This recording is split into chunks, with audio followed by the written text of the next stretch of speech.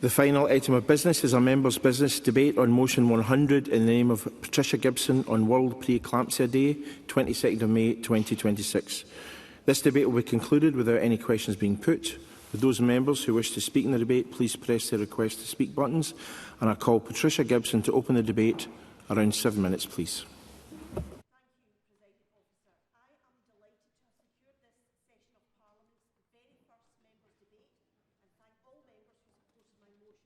Sorry, you've not got your card in, please.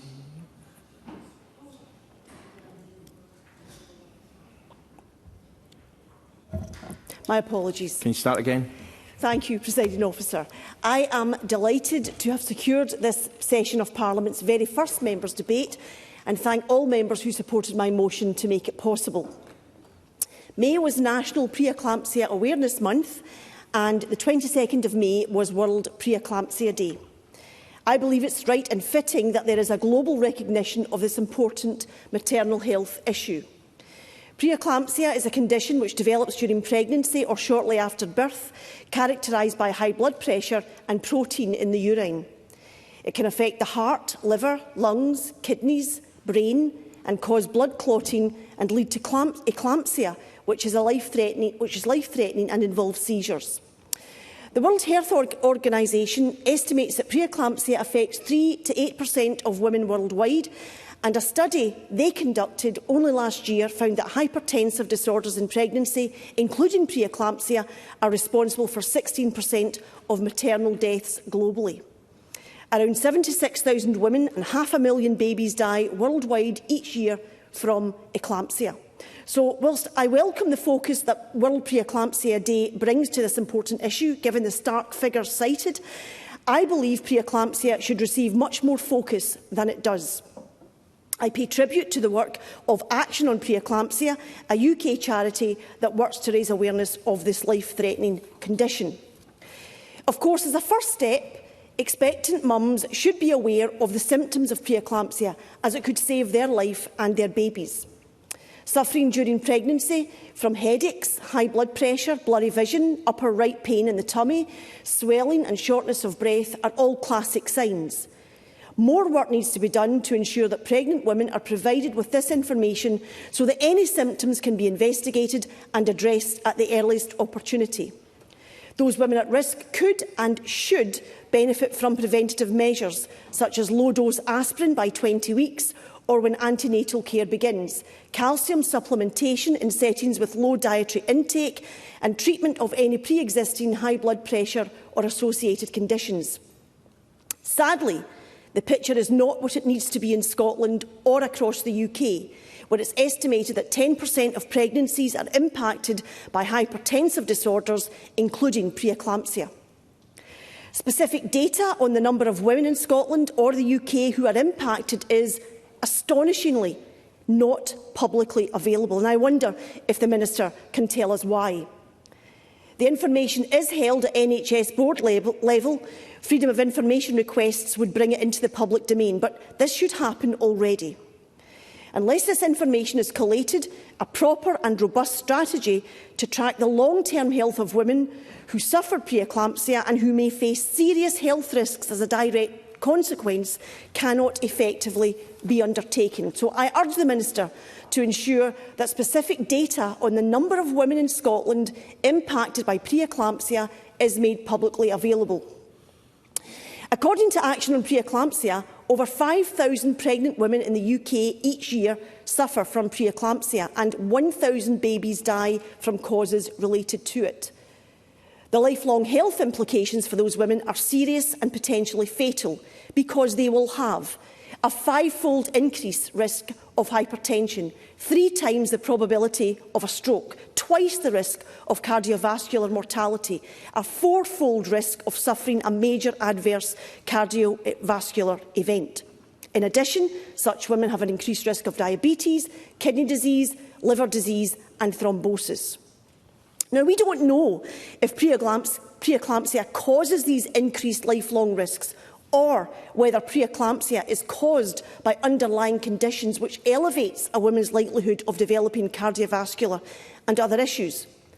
What we do know, however, is that women in Scotland, despite these extremely serious lifelong and life-threatening risks, have no long-term monitoring following pre-eclampsia in pregnancy. The NHS Scotland website highlights potential long-term risks, but that falls very far short of what's required to address them. Now, I understand the Scottish Government indicated in March that women with pre-eclampsia would receive annual health reviews and long-term blood pressure monitoring as part of the Scottish Cardiovascular Disease Risk Factors programme. I welcome this, and I ask the Minister what the timeline for the implementation of monitoring is. And I would also be keen to know if this monitoring will be retrospective to include women who suffer pre-eclampsia in years gone by, given that the health risks are lifelong. I ask this because when I suffered a stillbirth at full term in 2009 after developing HELP syndrome, a very extreme form of pre-eclampsia, which along with the mismanagement of my treatment killed my son and very nearly killed me.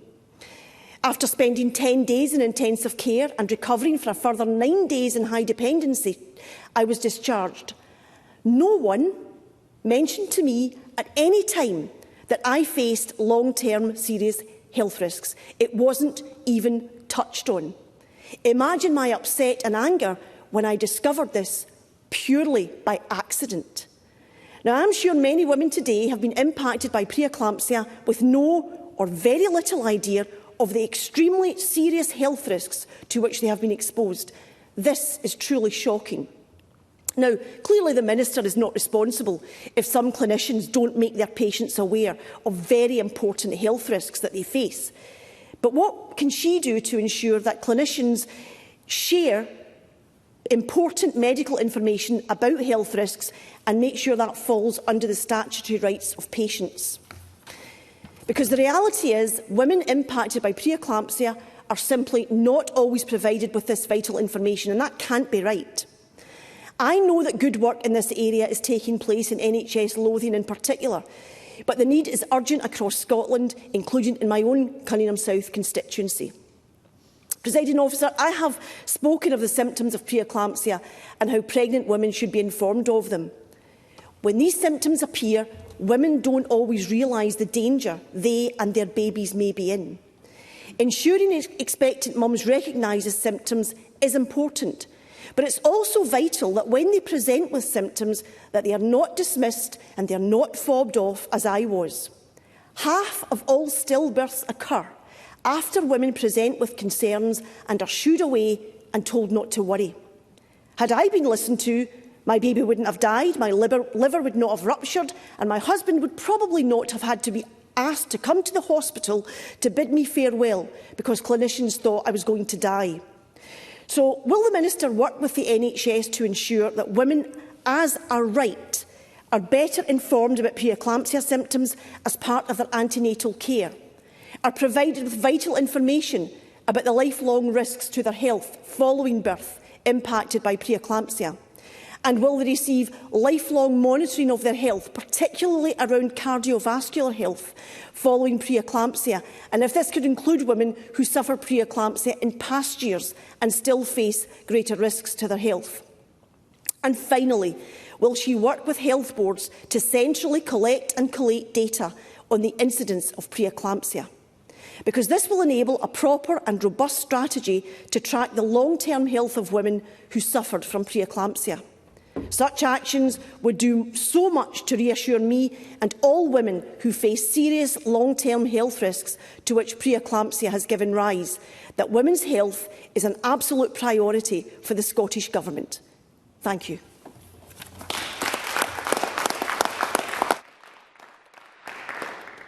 Thank you. I now move to the open debate. Speeches of around 4 minutes, please. I call Jack Middleton. Thank you, Presiding Officer, and thank you to Patricia Gibson for securing time in Parliament through the first members' business debate of this session to raise awareness of pre-eclampsia. I think I speak for all of us when I say her speech was powerful, moving and commanding. We know this disorder affects up to 1 in 25 pregnancies in the UK. I myself was delivered into this world via an emergency C-section as my mum suffered from severe eclampsia. With her permission, I want to share her story with the Chamber this evening to underline the seriousness of this disorder for mothers during pregnancy and for their years beyond. My mother went from under 9 stone to 17 stone over the course of her pregnancy. And as a 24-year-old woman, GPs dismissed her weight gain until the point she was unable to move her fingers. Her skin broke because of huge fluid retention. And for the last 8 weeks of her pregnancy with me, my mother was hospitalised with eclampsia. After 2 failed inductions, she began to fit and seizure during the 3rd. Doctors explained to my dad that the lives of his wife and his unborn child were at risk. Once I was delivered and the placenta was removed, the symptoms waned, and we're both here today. But the impact on her physical and her mental health has been felt for years. In 1995, when I was born, PTSD therapy and postpartum psychology was in its infancy. 6 months later, my mum became pregnant again, and she was medically advised to terminate the pregnancy. Another 2 miscarriages followed too, as did 2 major surgeries to resolve adhesions and internal hernias caused by eclampsia. There was no continuous support throughout all of this. The strain on her body and her mind was and continues to be significant. But her story, while distressing, is not uncommon or unique. And, Presiding Officer, while I accept that today early diagnosis and symptoms have improved, and so too has post-pregnancy mental health support, Patricia Gibson's motion makes clear that women still don't receive long-term monitoring that they deserve, and in many cases they are not aware of the symptoms of pre-eclampsia. The post-pregnancy support required does not yet, in my view, go far enough. But I know the Scottish Government is aware of this. I know they are working to change this reality for women, and I look forward to hearing the contribution from Minister Marie Todd about how the Scottish Government will look to improve the support through Phase 2 of the Women's Health Plan. Once again, in closing, I want to offer my thanks to Patricia Gibson for bringing this important discussion to the Chamber tonight. Thank you very much. I call on Carol Mockin. Thank you, Presiding Officer. And can I start by welcoming Patricia Gibson to the Parliament and for bringing this important debate to the Chamber as the first members' debate of the session. Can I thank her for a very passionate and very personal speech. And I think that it gives us, being the first members' business, I think it should have a very special place in what we continue to do in this Parliament, this session. I don't believe pre-eclampsia was debated in the last session, so I really welcome this opportunity. As others have said, World Pre-Eclampsia Day takes place annually, and this year on May the 22nd, to raise global awareness about the life-threatening hypertensive disorder of pregnancy. The motion quite rightly notes that pre-eclampsia is a global issue, with most deaths from this condition occurring in low-income countries. And as Patricia Gibson said, 76,000 mothers and 500,000 babies worldwide lose their lives to pre-eclampsia and related hypertensive disorders of pregnancy every year. And we know that a large number could be preventable with the correct care and medicine. And so I agree wholeheartedly that this is a really important issue. And it starts about knowing your symptoms, which is the campaign for 2026, aimed at educating mothers, wider family, healthcare professionals and how to identify warning signs such as severe headaches and sudden swelling. Early screening, diagnosis and treatment are key to outcomes for mother and baby, and mothers continuing to monitor while they're pregnant is so important.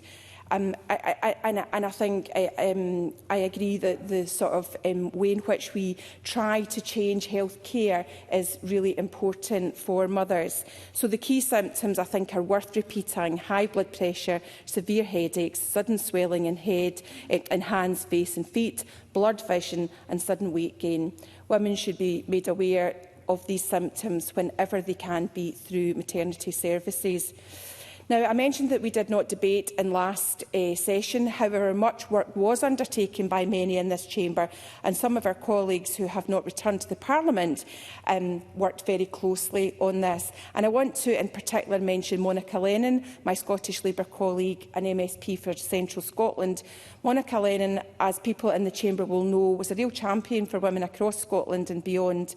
Monica chaired the Women's Health cross-party group in the last session, was a pioneer for women with her successful period poverty bill, which I think we can all agree changed menstrual health for women across the world, and used a very collaborative way of campaigning with others in the chamber and with families and people who had experienced women's health issues. And I hope that we can, with this debate being the first, continue in that spirit.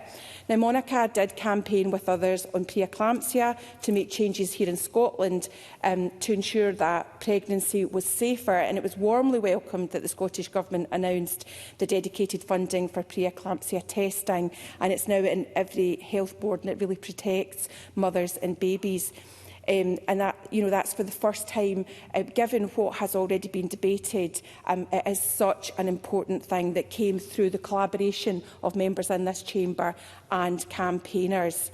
It seems the right place to thank Monica for all the work that she did across party and with so many activists from her region and beyond. And as I've said, I really hope that this session we take the advantage of women working together in women's health. We have done that so successfully. I hope the Minister will address the removal of the Women's Health Minister-specific post and speak to how we ensure in this chamber we can communicate well, as we did with Jenny Minto, who was the Women's Health Minister, and worked in that collaborative way again. And in true Monica Lennon style, she is tweeting about can we have some guidance on the Women's Health Champion as well, which was a really important part of that collaborative working. I'm going to close now and really thank Patricia Gibson for all the work on this, and members for speaking in this debate, and hope that we do further work in this in the coming session. I call on Cara McKee to be followed by Miles Briggs. Cara McKee. I would like to thank Patricia Gibson for bringing this members' debate as the first debate. I welcome the chance to speak at this debate on such an important issue. I would like to take the opportunity to thank the Geddes family, who come from the West Scotland region which I represent, and who lost their son Clark early in 2021 after he was born too soon because his mother Amy became life-threateningly ill with eclampsia. Clark's parents, Amy and Stuart Geddes, teamed up with Action on Pre-Eclampsia that Patricia has already mentioned to launch Clark's campaign. It was named for their son, and they were asking for pregnant people in Scotland to be able to access placental growth factor testing. This is a blood test which had been available in England since 2016. Clark's campaign was happily successful, with the Scottish Government agreeing to provide funding for placental growth factor testing to pregnant people across Scotland. This should now be available all across Scotland and can mean that pre-eclampsia is diagnosed more swiftly, enabling people to get the right help when they need it. As Patricia Gibson has already said, the most common signs that pregnant people may have pre-eclampsia are protein in their urine and high blood pressure, and that's what health professionals are checking for at those regular checks throughout pregnancy. This blood test may be used if someone's at higher risk or has high blood pressure or protein in their urine. But today, I'm giving my thanks to Clark's parents for campaigning to help other parents avoid the horrific loss they endured. To quote Margaret Mead, "Never doubt that a small group of thoughtful, committed citizens can change the world. Indeed, it's the only thing that ever has." Thank you. Miles Briggs to be followed by Adam Harley. Miles Briggs. Thank you, Deputy Presiding Officer. And can I start by really paying tribute to Patricia Gibson for bringing forward this debate and her campaigning on this issue over many, many years, because it is back in 2019, when she was a member of the House of Commons, that Patricia Gibson brought forward the first ever debate on pre-eclampsia. And I saw that debate as the Conservative health spokesperson here in the Chamber and wanted to make sure that we had an opportunity. So the following year, March 2020, brought forward a members' debate on Conservative Party time to make sure that this important issue was debated. And I don't feel we have necessarily made the progress which we all wanted to see. And I'd put that on the record because at that point in time, NICE had, in 2016, put forward recommendations that testing should be made available. Now, I do welcome the fact that health boards in Scotland now, from 2024, my own here in Lothian, I think Fife was the first, have implemented testing. But that is for pregnant women at increased risk of pre-eclampsia. I don't think we're capturing everybody, and I think that's something we need to really consider, and the asks which the member have put to the Minister is something we should be taking forward and understanding, especially for people with their first pregnancies, to make sure that that is captured. But nonetheless, I do welcome some of the positive progress which has been taken forward by the Government, and something I think we really need to continue to campaign on, and very much welcome the fact that this is the first members' debate of this session of Parliament.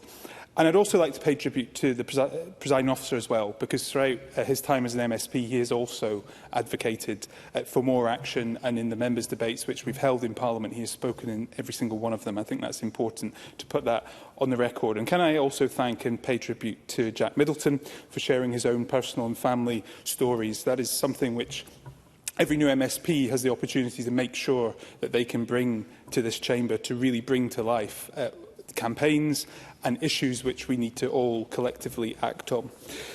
Now, the testing which I've mentioned is welcome and is taking forward early intervention and the opportunity to hopefully have a preventative pathway put in place for pregnant women. But the aftercare is clearly not being delivered. And I am concerned at many of the tales and stories which I have heard of individuals who have had a test, who have then got that care, but that lifelong care not then being put in place. A successful pregnancy is then the NHS deciding that's it, and people go home, celebrate their baby, get on with life.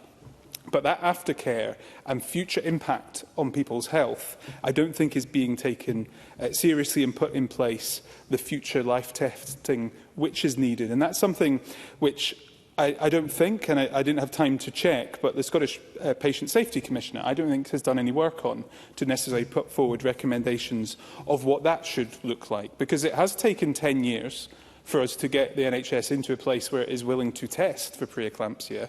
The aftercare for life, which individuals will need, should be the next campaign and should be what we should all be striving to deliver. I also think health inequalities is something we always need to return to.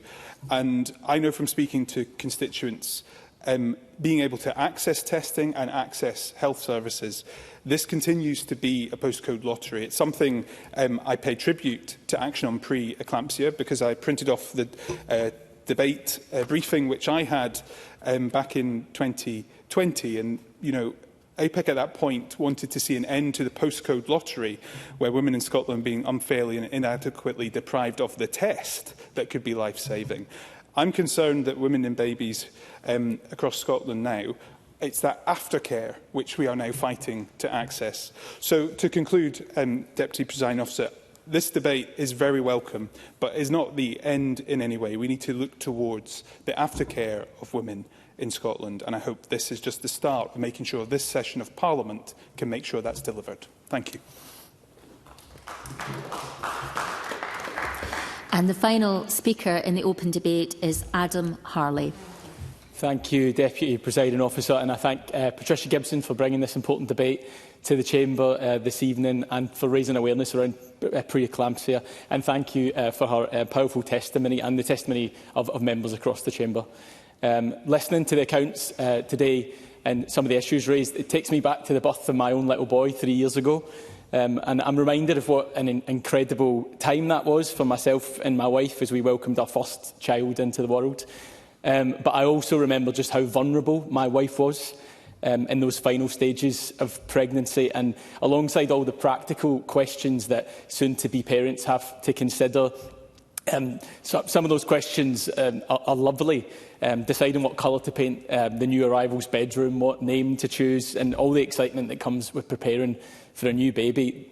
There are also really, really important health considerations that require a lot of thought and planning. And during pregnancy, parents are often given a huge amount of information to take in, and it can be difficult to know what to look out for and what to prioritise. And I'm conscious, Deputy Presiding Officer, that I'm speaking in today's debate as someone who will never experience pregnancy myself, but I remember very well how important it was for me to have the right information and understanding so that I could speak up for my wife when she wasn't in a position to do so herself, particularly in those final stages of pregnancy and during labour. And as we've heard this afternoon, and in the motion today as well, 76,000 mothers and 500 babies worldwide lose their lives due to pre-eclampsia and related conditions every single year. What I found to be most striking is that 60% of those maternal deaths could be prevented. And we know that signs of pre-eclampsia, as we've heard as well today, can be very easily missed. Symptoms such as swelling of the face, hands and feet, or pain below the ribs can easily be mistaken for routine parts of pregnancy. So the theme of this year's World Pre-Eclampsia Day, Know Her Symptoms, feels very apt. We need to equip expectant mothers and their partners and loved ones who are supporting them with the right information so that they can ask the right questions and raise concerns and advocate for themselves at all stages of pregnancy and afterwards. That responsibility doesn't end at birth. The years afterwards, as we've heard, are just as important in protecting mothers' long-term health. So we need to make sure that women receive long-term monitoring following pre-eclampsia in pregnancy to guard against those long-term risks. And I was really shocked to hear that Patricia Gibson, following her own experiences, wasn't even made aware of those long-term risks. So that really is something we need to look at. And far too often, women just aren't being taken seriously when they raise medical concerns, and unfortunately that's the case often both during pregnancy and more generally, and that really needs to be tackled. I'm pleased that the Scottish Government is committed to greater support for women who've experienced pre-eclampsia as part of the Women's Health Plan, but we need to make sure those commitments are now carried out, and I agree with Patricia Gibson that we really need to make the data around the women that are impacted publicly available. I think that's really vital and a key thing that should come out of the debate today.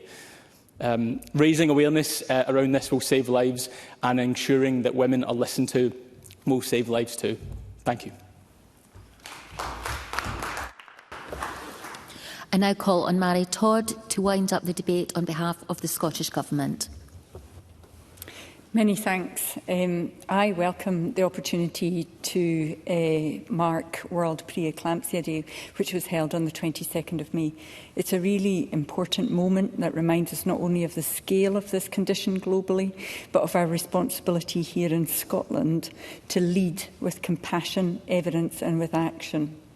I'm very grateful to the member for raising this issue, and I want to start by saying how sorry I am for her loss. There have been powerful personal testimonies, both from Patricia Gibson, from the mother's perspective, and from the child's perspective, Jack Middleton. All politics is personal, and we are at our most powerful when we use our personal experiences to advocate for change. Pre-eclampsia is a serious pregnancy-specific condition, typically arising after 20 weeks of pregnancy. It happens when the placenta doesn't work as well as it should, leading to high blood pressure and in some cases affecting different organs in the body, as we've heard. Globally, as others have said, the picture is stark. Each year, an estimated 76,000 mothers and 500,000 babies lose their lives due to pre-eclampsia and related hypertensive conditions in pregnancy. That's every year. The vast majority of these tragedies occur in low-income countries and are potentially preventable.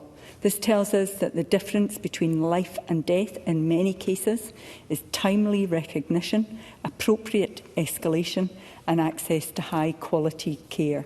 Now, here in Scotland, maternal safety is a national priority. We do maintain robust evidence-based systems for the early detection and management of pre-eclampsia. The Best Start programme and the work of the Maternity and Neonatal Safety Collaborative continue to ensure early recognition of risk, consistent escalation of care and equitable access to high-quality antenatal services for all women across all parts of Scotland. I'm certainly willing, though, as the member requested, to link in with Public Health Scotland to determine how the data that she referred to could be collected and reported. Routine antenatal surveillance remains our first line of defence, so women are invited to attend regular midwife appointments where a routine review of symptoms and an assessment of blood pressure and urine will be completed for all women. In 2024, the First Minister met with families who had suffered a devastating loss of their babies as a result of pre-eclampsia. And together with that organisation, Action on Pre-Eclampsia, these families put forward the case for improved testing to prevent tragic cases like theirs occurring again. And I'm really pleased to note that since this work was established, all women in Scotland now have had access to enhanced testing, known as placental growth factor, PIFG testing. We're also continuing to strengthen our systems. We're developing an updated National Maternity Early Warning Score, MUSE, to support earlier identification of a deteriorating patient, including those with high blood pressure, and to ensure rapid and appropriate escalation to ensure that women receive the right care and treatment as quickly as possible. We've developed new pathways designed not only to improve the immediate outcomes, but also to address the longer-term impacts of this condition and to reduce that longer-term maternal risk of cardiovascular disease, in line with the Scottish Government's ambition to improve population health. So over recent years, our understanding of pre-eclampsia has evolved. We now know that it's not just a complication of pregnancy, it is also a marker of future health risk. Women who experience hypertensive disorders in pregnancy, like high blood pressure, gestational diabetes and pre-eclampsia, have an increased lifetime risk of cardiovascular disease, of stroke, diabetes, and indeed an increased risk of premature death. Now, I'm pleased to share that there's currently a short life working group focusing on reducing cardiovascular risk in women who experience high blood pressure in pregnancy. In 2025, that group developed a national pathway to reduce long-term cardiovascular risk. The pathway represents a significant step forward in how we support women, not just during pregnancy, but across their entire life course. Certainly, I'll give way to Miles Briggs.